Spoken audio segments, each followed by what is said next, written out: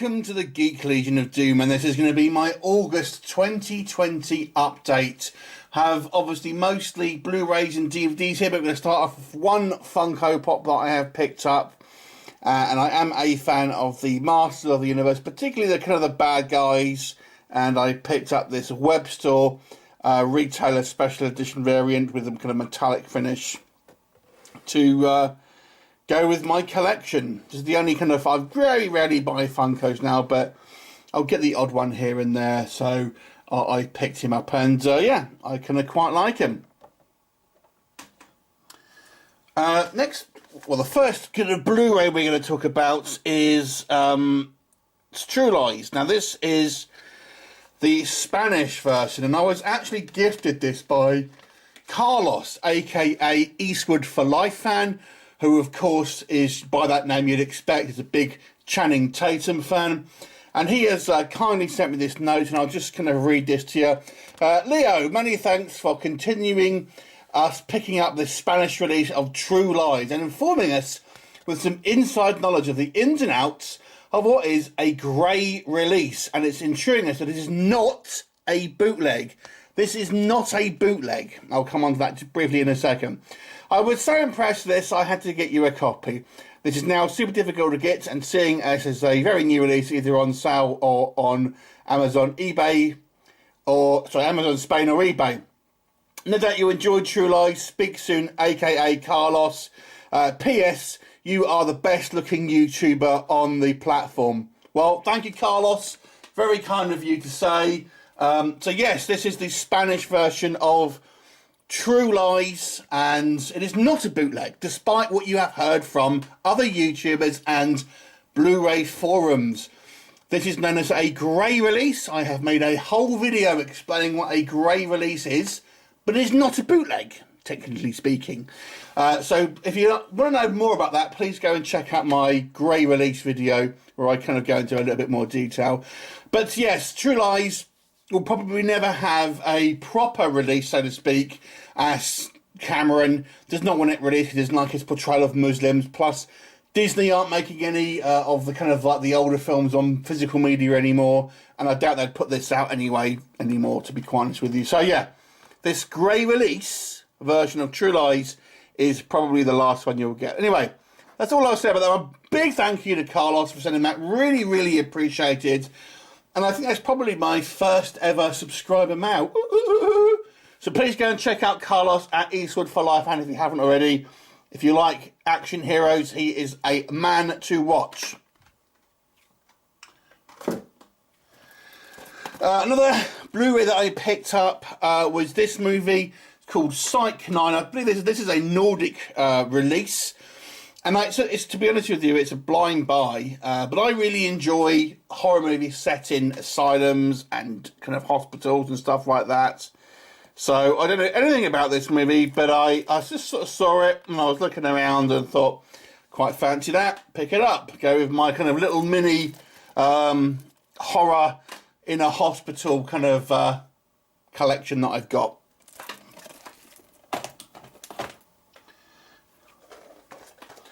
I picked up one Mediabook this month, and this is obviously the German title there, but it's Warrior and the Sorceress.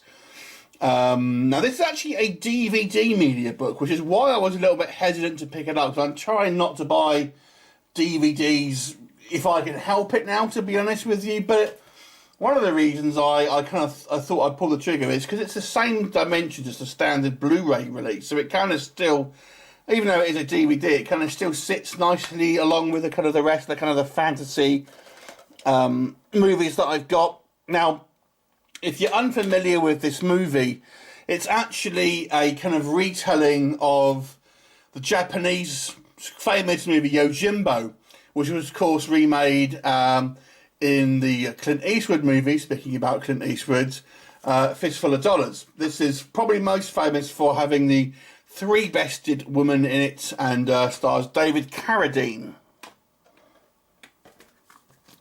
I'll only briefly touch on these. I have done a whole video with my Blu-ray VHS collections. This is the Aliens, made to look like a VHS tape, but is in fact a Blu-ray. And this is a German version that is limited to 1111. I also picked up Summer of '84 by the producers of Turbo Kid. Once again, a VHS style box, limited to 1,000. Well, mine's numbered 1,522. I'm not quite sure how many it's limited to. And then there's an Italian version of Ready Player One. Once again, looks like a VHS, is in fact a Blu-ray.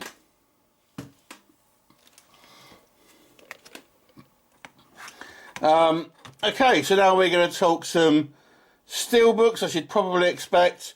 This is the The Empire Strikes Back 4K that was from Zavvi. And little bit of controversy with this one. First of all, everyone didn't like the cover art on there, despite the fact that this was actually the first poster for Empire Strikes Back, and that was the theme of the kind of the Steelbooks, really, although everyone's kicking off. But also, apparently, a lot of these have had marks across the front, and apparently Zavvi are actually sending out replacement Steelbooks in October. So there you go.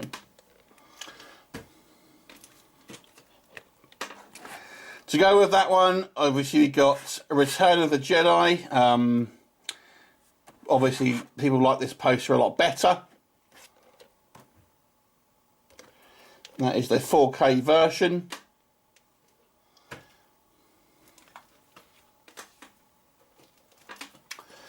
I also picked up, because I thought, you know, I saw this with you, and I thought I wouldn't mind having the first releases on Steelbook of Star Wars, and this is I'm only really interested in the original trilogy films, and this was the first time Star Wars was released in the UK on Steelbook format, and this obviously has The New Hope, Empire Strikes Back, and Return of the Jedi on there on one book, and so I thought I've got the original trilogy now on 3 separate lines of Steelbook, so you know, there you go, obsessive, eh?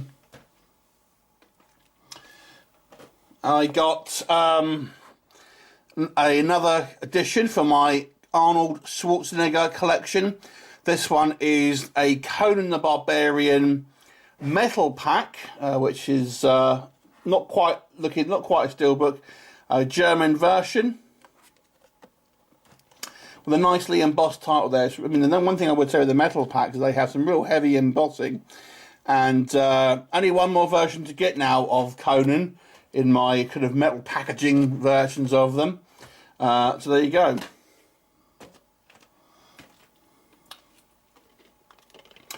I picked up Rambo Last Blood. This is actually a French Steelbook, and I like the design of this one better than the UK version, so I wanted to get this artwork rather than the UK one, which tends to be kind of like the same Steelbook as you get other countries, Germany, for example. I think it actually looks quite nice when you put it kind of to the Rambo 4 Steelbook, and it looks quite a similar design. Now, this is actually the longer version. The UK and American releases had about 10 minutes cut out of it. German version has the longer version, as does this French version. Now, sometimes I haven't tested this one, but sometimes with French Blu-rays, the subtitles are burnt into the film, so I don't know if that is the case with this one, but who knows. But anyway, I like the design of this one better than the kind of the other one, and that's why I wanted to get this specific one.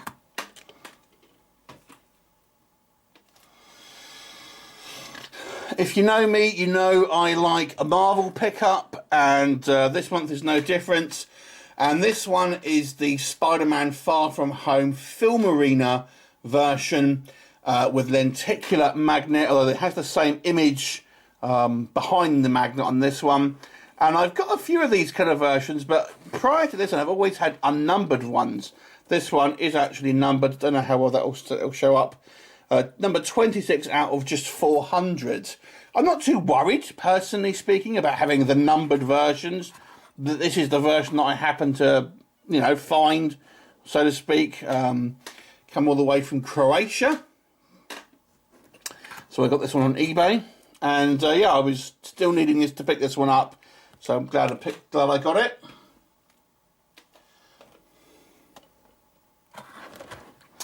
I picked up this French version of The Fog. Great old school John Carpenter movie. I know this isn't maybe the most exciting film. It's a little bit slow paced for some, but I really like the creepy atmosphere that this movie has. I really, really enjoy it. The music, I think, is great. I think Adrienne Barbeau is fantastic in this movie. You know, yeah, I think the ending's a little weak, to be honest with you. But nonetheless, I enjoy it. So The Fog, I've always kind of wanted to get a version of The Fog. It's a film I didn't actually have on Blu-ray, so I wanted to pick it up. So saw this for quite cheap and thought I'd have to have it. Next up we have Batman Begins. I only had Batman Begins on DVD, and I had the steelbooks for The Dark Knight and The Dark Knight Rises, but I didn't actually have it for Batman Begins. And I saw this version, and I knew this was the Japanese, or a Japanese version, and I thought the cover, I just kind of like the simplicity of the cover, so to speak. The focus on Batman. So, I thought I'd get this one. I managed to get it up for fairly inexpensive, to be honest with you. But it's missing the J card and all that, but there you go.